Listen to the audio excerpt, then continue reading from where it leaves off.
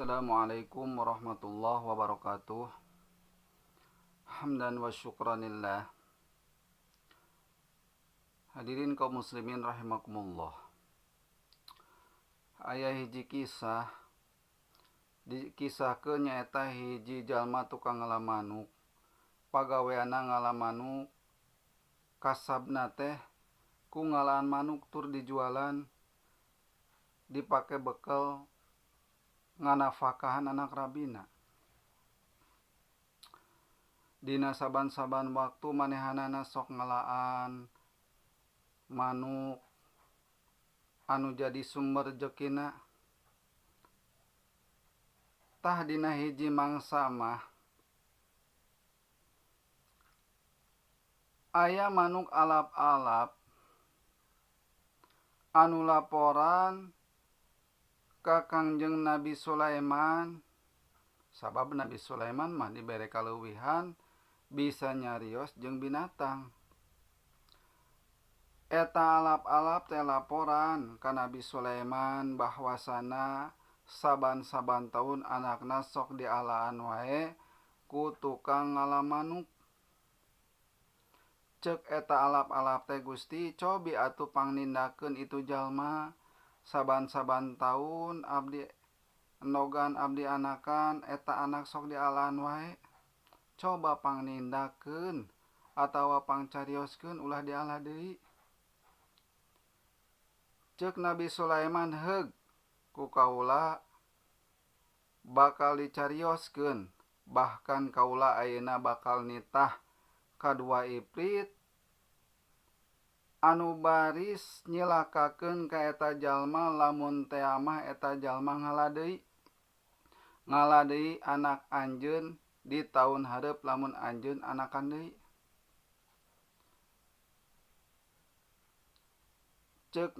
Ceuk Nabi Sulaiman teh, heug ayeuna mah balik. Ku kaula bakal dipanggihan eta jalma nu sok ngalah manuk teh ngalah anak anjeun. Maka eta alap-alap teh balik deui kana sarangna. Tuluy Nabi Sulaiman teh menakan eta jalma anu sok pagaweanna teh ngalah manuk. Dipendakan dicariosan ceuk Nabi Sulaiman teh ulah ngalahan deui manuk. Tah eta alap-alap geus laporan ka kaula. Bahkan kaula geus marentahkeun 2 iprit, heug lamun anjeun ngalah deui eta anak alap-alap, anjeun bakal cilaka. Sabab kaula geus marentahkeun 2 iprit anu baris nyilakakeun anjeun. Ceuk eta jalma anu tukang pagaweanna ngalah manuk, muhun Gusti, abdi moal ngalah deui eta manuk. Kitu. Janji abdi moal ngalah deui. Taun hareup moal dialah deui. Tah gancangna carita sataun teh lami si jalmi eta teh poho kana janjina komo deui kan manehanana pakasabana teh memang ukur eta-etana bisana. Eta alap-alap anakan deui, tuluy kumanehna alap-alap anu aya dina tangkal kai teh anakna dialahan deui. Beunang kumanehanana dialah dijual. Tah si alap-alap teh laporan deui ka Kangjeng Nabi Sulaiman, Gusti, geuning anak abdi teh masih keneh diala. Apan Gusti geus janji bakal mere tindakan keur eta jalma? Muhun entos, saur Kangjeng Nabi Sulaiman. Sok ayeuna mah urang buktikeun heula, urang panggil eta 2 iprit. Dawuhna Nabi Sulaiman, iprit anjeun geura ka darieu. Maka datang iprit 2nana tuluy ditaros ku Kangjeng Nabi Sulaiman. Ari tugas anjeun dilaksanakeun teu? Geuning buktina eta anak manuk alap-alap teh masih keneh dialah ku eta jalma.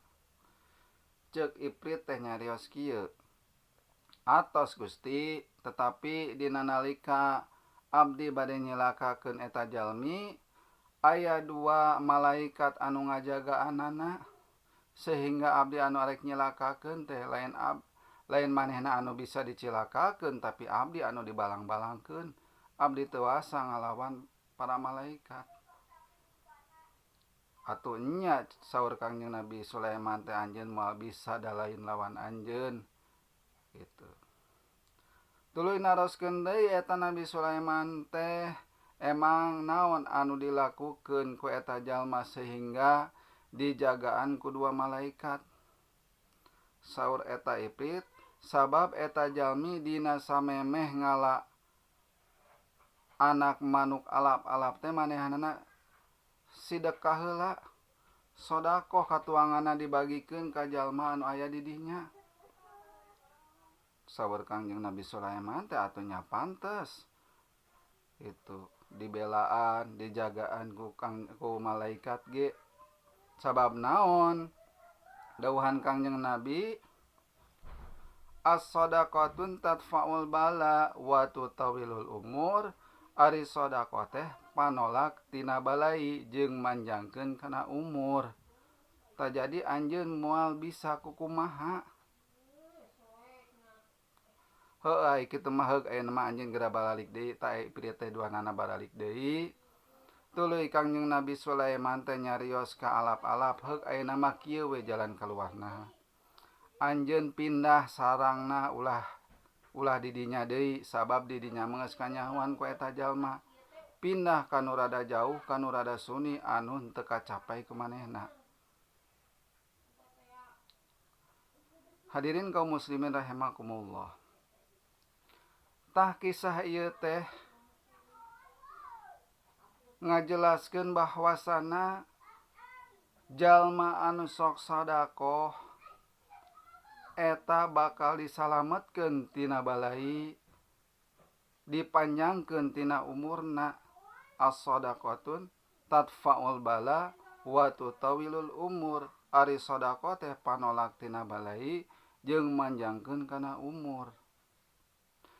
Bahkan sodaqoh teh bisa jadi ubar tina sagala rupa panyakit. Jadi ketika memang urang gaduh panyawat anu tedaekeun sembuh-sembuh, anu tedaekeun cager diubaran ku naon bae, maka seueurkeun sodaqoh. Bisa jadi ubar kana sagala panyakit.